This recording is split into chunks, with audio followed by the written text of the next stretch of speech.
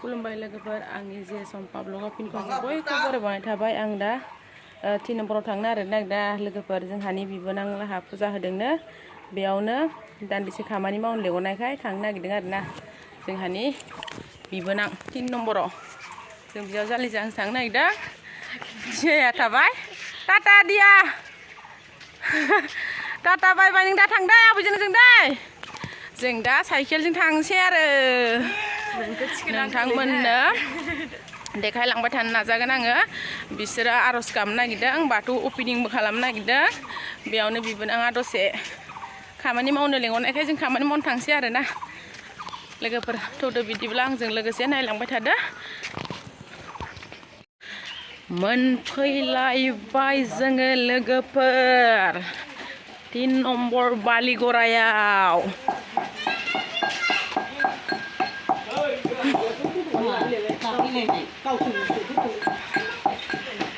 संबाय ओंखाम माथो रानदुनिफोरा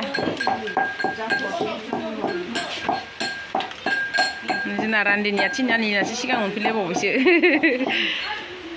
आलु मटर कबि मिरामिस अनला दाउ मुला गुन्द्रु नाथुरसो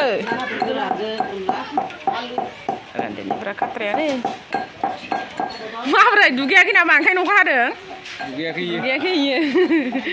नोंसोरनि बाथौआ जिरायनो र' मटर मावगासिनो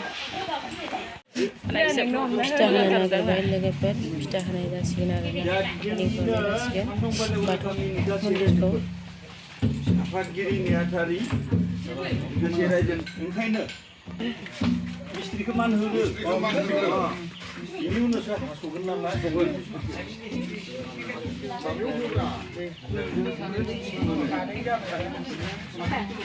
माहा आरो दानिया जोंहा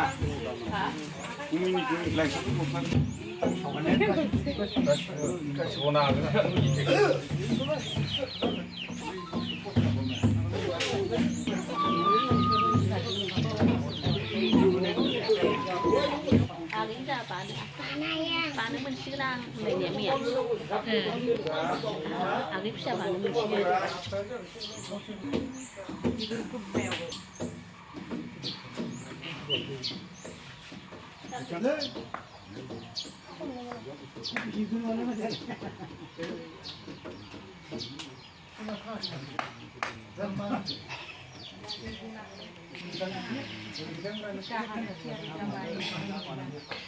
जोंहा दौरिनि आफादगिरि दरजायखौ नानायनि जै बाथौसालि खारनायनि बाथौसालि दरखं खेवनायनि बाथौसालि दरखं खेवनायनि दुर्गा बसुमतारी बसुमतारी आलो गोजोननि दुर्गा बसुमतारी रोबोथो बसुमतारीनि न'खरनि आलो गोजोननि बे रायजो राजानि बालो गोजोननि बे गोदान बोसोरनि फोरबो फालिनायनि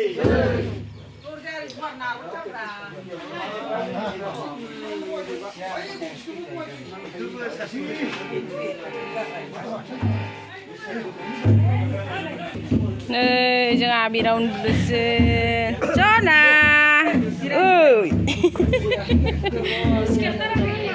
पात्ता गैयाबा आबिर सिख्लाया उन्दुनासो फैखादो आरज गाबनो थियारि जा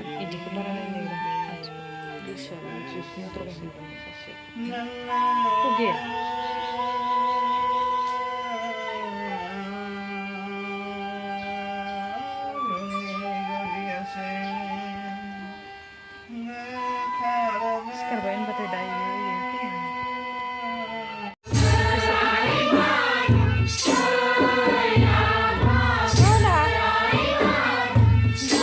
मायानो